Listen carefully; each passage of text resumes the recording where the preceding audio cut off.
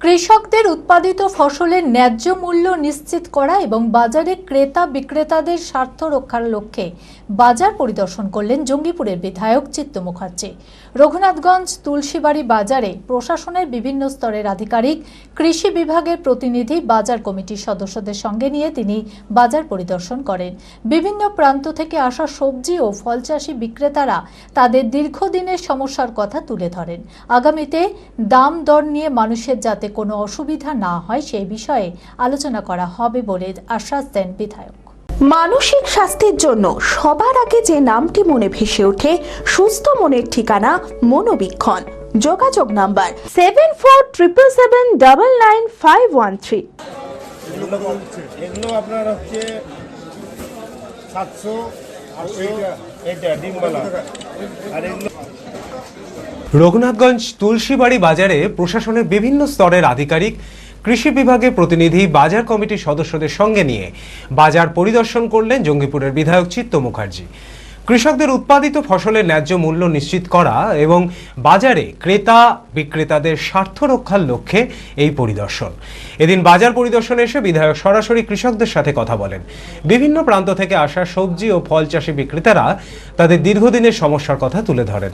তাদের অভিযোগ, উৎপাদন খরচ ক্রমাগত বৃদ্ধি পেলেও বাজারে সেই অনুপাতে দাম পাওয়া যাচ্ছে না। অন্যদিকে পাইকারি ও খুচরো বাজারে একই পণ্যের দামে ব্যাপক ব্যবধান থাকায় প্রকৃত লাভ থেকে বঞ্চিত হচ্ছেন চাষিরা। বাজার ঘুরে বিভিন্ন দোকান ও অস্থায়ী স্টল পরিদর্শন করেন বিধায়ক। তিনি বলেন, মহাজনদের জন্য সাধারণ চাষিরা দাম পাচ্ছেন না। আগে থেকেই ফোরেরা সব পণ্য নিয়ে নিচ্ছে, তাই চাষিরা দাম পাচ্ছেন না।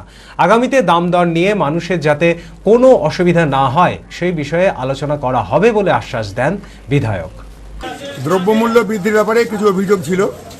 সবজি, মাছ, চাল, মানুষ দুটো যাতে ডাল ভাত খান, কোনো রকম যাতে বেশি মুনাফাবাজি না হয়, তার জন্যে প্রশাসন থেকে একটা ব্যবস্থা নিয়েছেন। আমরা ছিলাম। পশ্চিমবঙ্গ সরকার চাইছেন যাতে করে বেশি মুনাফা করে সাধারণ মানুষের কোনো রকম অসুবিধা না করা হয়। প্রতিদিনের যেটা খাদ্য, সেটা নিয়ে বেশি মুনাফাবাজি চলবে না। অল্প লাভে মানুষকে দুটো ডাল ভাত খেতে দিতে হবে। আমরা এখানে দেখলাম যারা মহাজন, কি মাছের বাজার কি তরকারি বাজার, এই মহাজনদের জন্যে সাধারণ চাষিরা দাম দর পাচ্ছে না। তারা মধ্যরাত্রে এখানে আসে, লাইন দিয়ে সবজি বিক্রি করে, মাছ অনেকে নিয়ে আসে, সেগুলো এরা এই ফোরেরা আগে নিয়ে নিচ্ছে। তাহলে চাষি নিজে দাম পেল না, ওরাই মহাজনরাই সব খেয়ে নিচ্ছে কমিশনটা। তখনই এই খদ্দেরদের উপর চাপ পড়ছে সাধারণ মানুষের। আমাদের আইসি ছিলেন, তারা আমার সঙ্গে পরামর্শ করে বললেন যে সবাইকে একদিন ডাকা হবে, ডেকে সবারই সুবিধে অসুবিধে বুঝে মানুষের যাতে কোনো রকম অসুবিধা না হয় তার জন্য দাম দরটা ভালো করে বেঁধে দেওয়া হবে। B care institute of management and technology ভর্তি চলছে civil, mechanical, electrical, electronics and telecommunication engineering কোর্সে। শিক্ষাগত যোগ্যতা: প্রথম বর্ষে ভর্তির জন্য মাধ্যমিক পাস এবং দ্বিতীয় বর্ষে ভর্তির জন্য বিজ্ঞান বিভাগে উচ্চ মাধ্যমিক পাস অথবা উচ্চ মাধ্যমিক ভোকেশনাল পাস। খুবই অল্প খরচে পড়ার সুবর্ণ সুযোগের সাথে রয়েছে স্কলারশিপের ব্যবস্থাও। রয়েছে বাস পরিষেবা ও হোটেলে থাকার ব্যবস্থা। আইটিআই পাস ছাত্রছাত্রীদের দ্বিতীয় বর্ষে সরাসরি ভর্তি চলছে। মেধাবী ও আর্থিক দিক দিয়ে পিছিয়ে পড়া ছাত্রছাত্রীদের জন্য রয়েছে 20% বিশেষ ছাড়।